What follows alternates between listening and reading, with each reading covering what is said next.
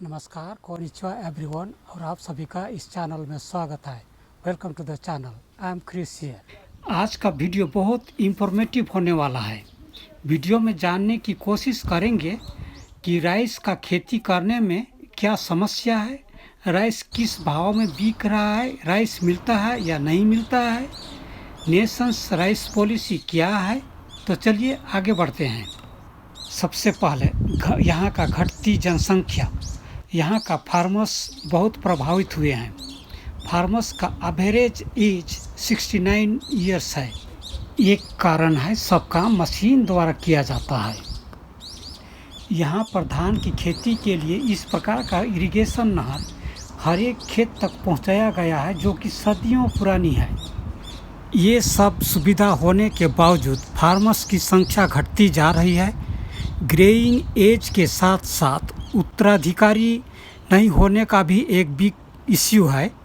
Japan में usually elder son को ही उत्तराधिकारी बनाया जाता है। ये सिस्टम कारोबार में भी लागू है। जब एल्डर सन कोई कारणवश उत्तराधिकारी स्वीकार नहीं करता है, ऐसे सिचुएशन में दूसरे बच्चे जो उत्तराधिकारी लेने को तैयार होता है उसे सौंपा जाता है। धान का सीडलिंग इस तरह से विनील हाउस में उगाया जाता है। विनील हाउस में उगाने से टेम्परेचर और पानी का कंट्रोल करने में आसान होता है। सीड उगाने के लिए सीड बेड बनाया जाता है, जो कि ये फार्मर सीड बेड अलग करके ट्रांसप्लांटिंग मशीन में सेट कर रहा है। वीडियो के इस सीनरी में एक ही फार्मर दिख रहा है, जो कि घटती जनसंख्या का संकेत है। जापान में अभी राइस शॉर्टेज का समस्या चल रहा है।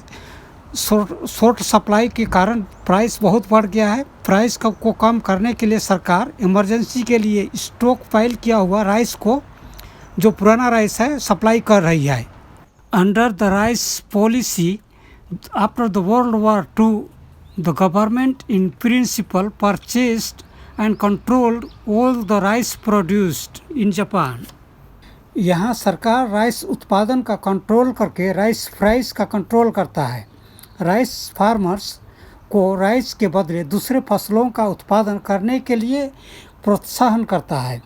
इसलिए फार्मर्स अपने खेतों में अल्टरनेटिवली दूसरे फसलों का उत्पादन करते हैं। राइस शॉर्टेज का ये सब कारण है। हालांकि ज़्यादा उत्पादन होने से दाम गिरेगा, लेकिन आयात निर्यात का जो गवर्नमेंट का पॉलिसी है उसमें असर होगा। लास्ट समर से ही राइस का दाम बहुत बढ़ गया है। राइस शॉर्टेज चावल की कमी को पूरा करने के लिए दूसरे देशों से आयात कर रहे हैं, but Japanese prefer to buy domestically produced rice, क्योंकि यहाँ का खाने का तरीका, रीति रिवाज देसी चावल ही सूट करता है।